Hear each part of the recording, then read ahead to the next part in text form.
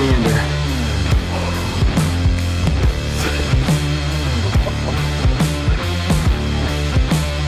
That's him.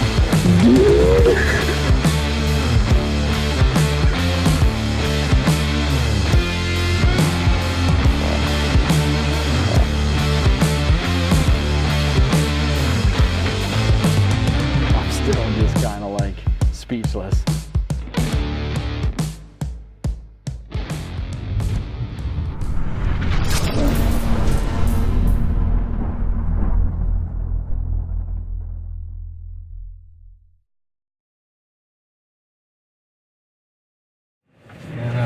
To a new farm we got in North Carolina. We put some cameras out. We've got a freaking giant 8-pointer, and he is coming every day in the daylight. So we are going to take our redneck ghillie blind today, and we are going to get it set up. Get us some lanes trimmed off. Season comes in.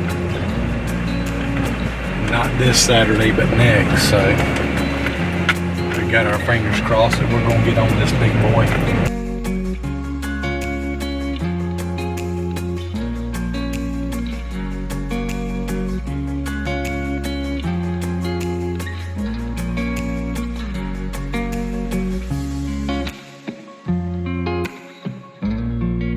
So we got our redneck ghillie blind set up in the Tar Heel State. There's so much work that goes into this, and everybody sits and watches our videos and they think, oh man, these guys just got it made. I just want to emphasize this year the work and dedication that goes into this. Anybody can do it. Where Dale has searched and ran cameras and put feed out and here and put feed out there till we found a giant 8-pointer to shoot. And you just have to be consistent with it, guys. You got to stay after it day after day. We're here at the gate.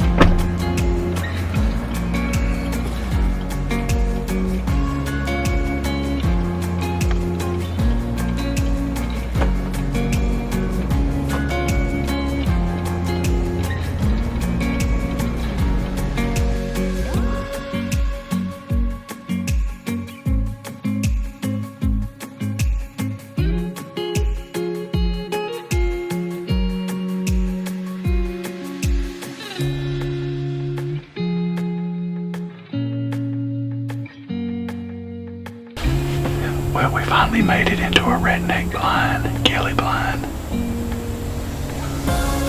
We've done all the preparation. This is why I generally don't hunt in North Carolina, is because the temperatures in bow season are just so hot. And I usually spend November in Ohio and Illinois when it's starting to cool off here. And I just never hunt North Carolina. I probably haven't hunted in North Carolina in several years. Maybe just one time a year I might go out for one day, but that's it.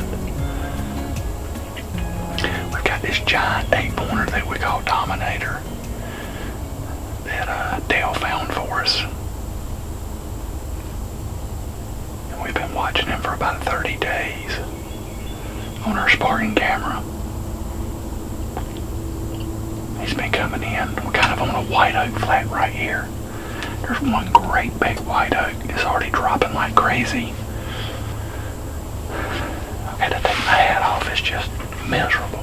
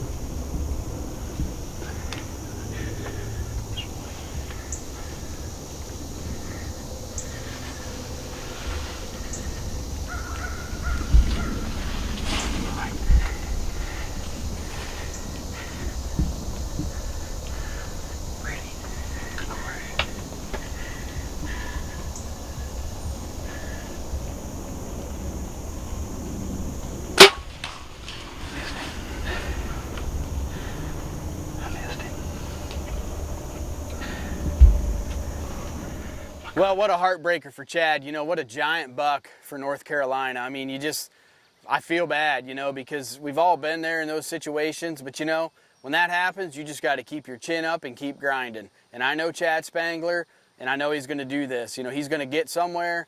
Whether he kills this deer or not, whether that deer's spooked, I don't know. But we're going to stay with Chad, see where he ends up in the Midwest, and let's see what he gets on. So after losing about a week of sleep, we said, okay, let's head to Illinois. After having the issues that we had, I decided I was not going to be so picky. I was ready to shoot a deer. We went up there the very first day. We planted a new food plot over the summer, and we went in there and climbed up in our stand the very first morning. Here comes this nice 10-pointer in the field.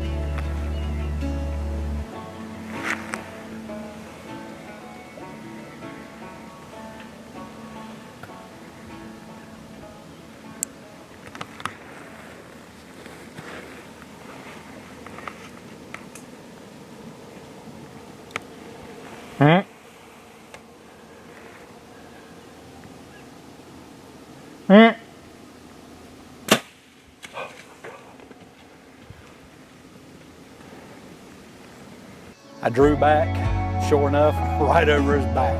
I'm like, I can't believe this. I was about to cry, just not taking my time, overreacting, panicking, rushing my shot. It's just common mistakes that we all make, and I'm going to let you guys see this year from my hunt that it happens to every one of us.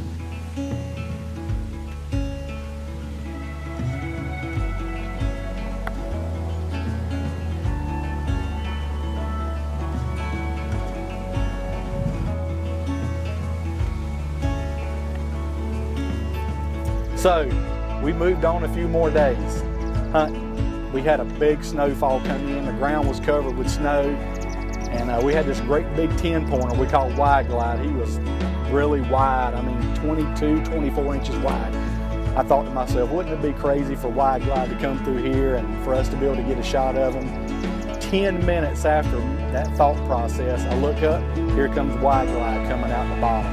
I told Dale, I said, oh my gosh, get ready, Wide Glide's coming.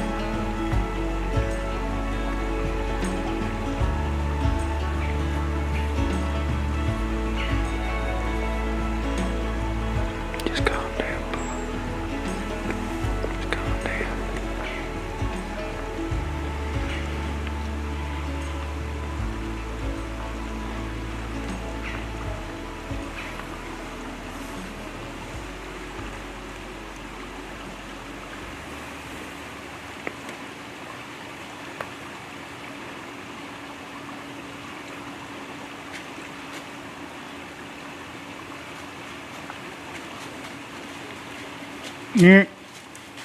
Yeah.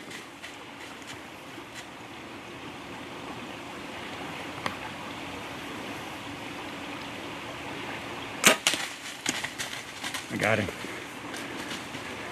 Got him. I got him, buddy. I got him. Follow him.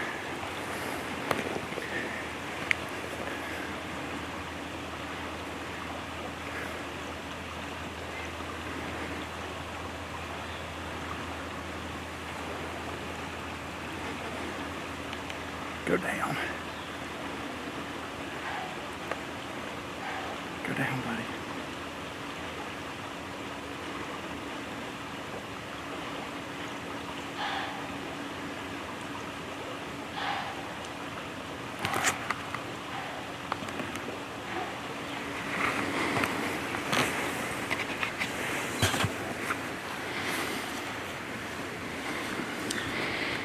Man, I didn't have a good shot, man. He stopped right in all that brush. I didn't have a choice but to shoot. He's fixing to be gone, man. Will you shake him for me? Man, he's awesome, man.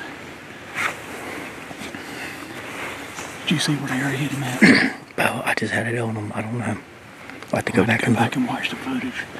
He's big, man. God, he's a lot bigger than I thought he was. Yeah, he's a stud. Yeah, he's a stud. The footage was like, whew, awesome. Yeah. He comes up and he's going to walk perfect in front of me at 25 yards down the trail.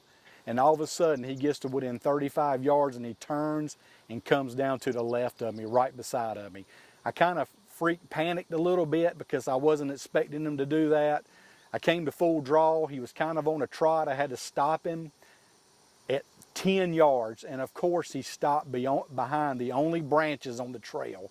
I had one little hole, and I said, okay. I put my pin right through that hole, let it fly. Sure enough, bang, arrow hit the limb, deflects the arrow, off he runs. I thought I hit him at first because the way the arrow cracked when it hit the tree limb, but unfortunately it was another miss.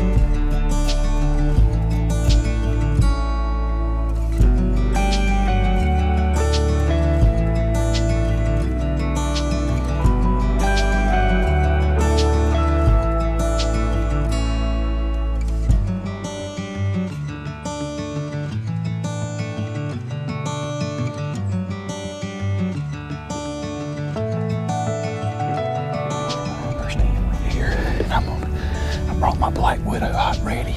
We're gonna load these scrapes up. Hopefully a buck will either come down this line right here, or he'll come through the food plot checking scrapes. Good afternoon from Illinois, guys. This is November the 13th. We've had a bittersweet week so far. The first morning we were here, we were on this Amber King food plot.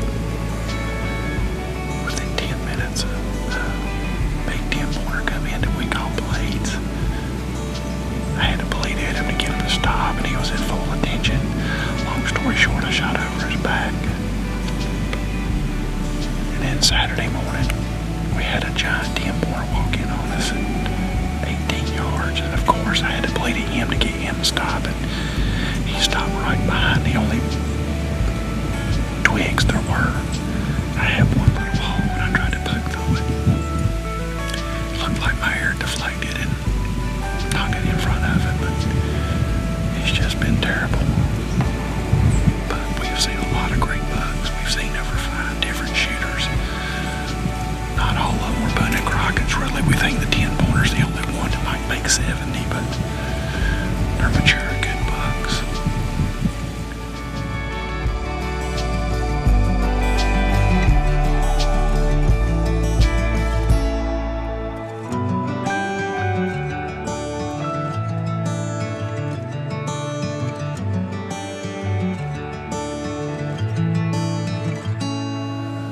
Hope one comes in and I can stay settled in and get one on the ground for you. It's been a journey. We just got to keep after it. We can't give up. I wanted to jump out the tree stand Saturday morning when I missed that second buck, but I can't let my emotions take over. I just got to stay after it. So we're going to get settled because them dozers are trying to ease back in here.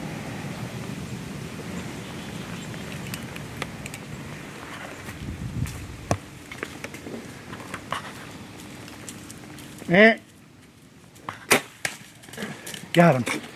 Whoa! Got him, son. Got him.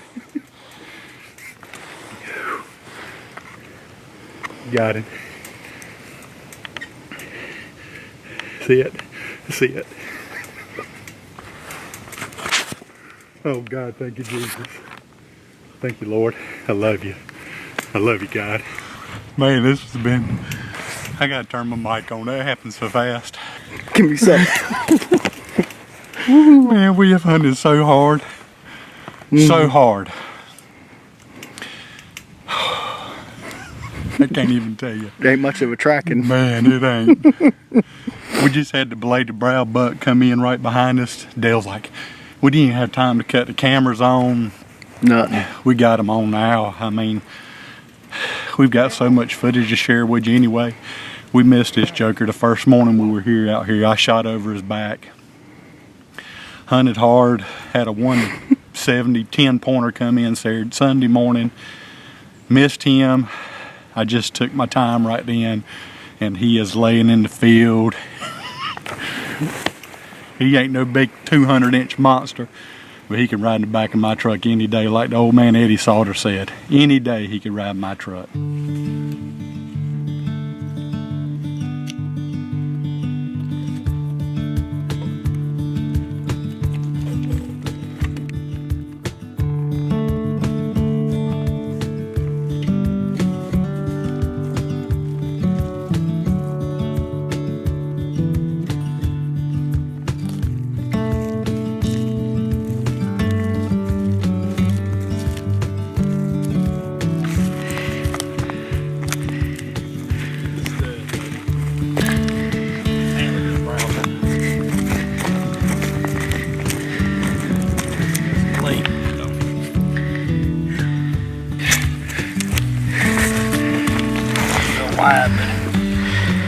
He's old. We had some pictures of him earlier in the year. Man, we've worked so hard for this guy right here. Finally put the prime logic to work. Black Eagle Tekken combination. Drilled him right in the shoulder. God, look at the mess on this guy, man. He's awesome. We've been soaking these scrapes up here with black widow deer lures since. And keeping them bucks coming in, checking them scrapes. We've been using hot and ready, matriarch, a little combination on different scrapes, just keep them back coming, checking. And they just keep funneling back and through. And does are in there feeding, and the bucks are coming in, checking them scrapes. A couple of the key factors for me into finding these deer is food plots and bait, if it's legal to use bait. I use bait. I don't necessarily hunt right over top of it, but I will use it to find deer and then figure out where the deer is coming from and try to get off of it a couple hundred yards and catch them getting to the bait. We also like to use the black widow deer lures. On the particular green field where we were able to harvest this buck, we had it made a mock scrape. And for the rest of the year there, until we were able to harvest this deer, those bucks use that scrape consistently. And every time we go in, we'd put a little matriarch on it as it got right in the rut, and put a little matriarch spray on it, and put our Spartan camera up on it, and just continue to watch it, buck after buck after buck using scrape. So that's another great tool that we like to use, is when we plant a food plot, we always like to make a mock scrape within 30 yards of your stand. That way the deer come in and check it, they're right there and you can have a clear shot at them. Got him. Whoa! Got him, son. One thing to take from this show with Chad, you know, he kept after it, He had some serious bad luck this year. But Chad learned some very valuable lessons, you know, and I think every year that's one thing you can always take away from a deer season. At least try to learn something from it, learn from the mistakes, learn from the success, and never be afraid to learn from somebody else. Even if you don't think that person's the smartest guy out there, sometimes you can learn something from somebody that you never even thought about. So always keep an open mind when it comes to killing big deer and just hunting deer in general.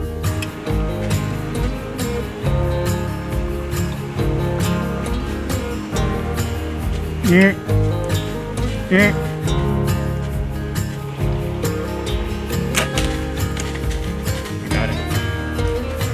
Man, I didn't have a good shot, man. He stopped right in all that brush. I didn't have a shooting choice, but the shooting's fixing to be gone, man. Man, that's so awesome. I gotta call Ben right quick.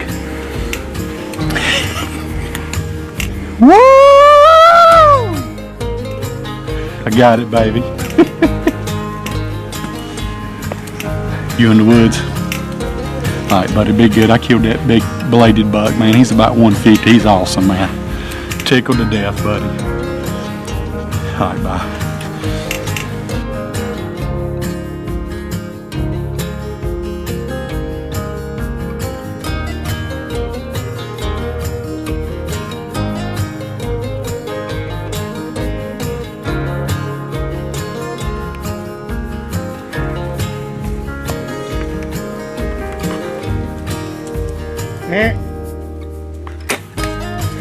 Got him.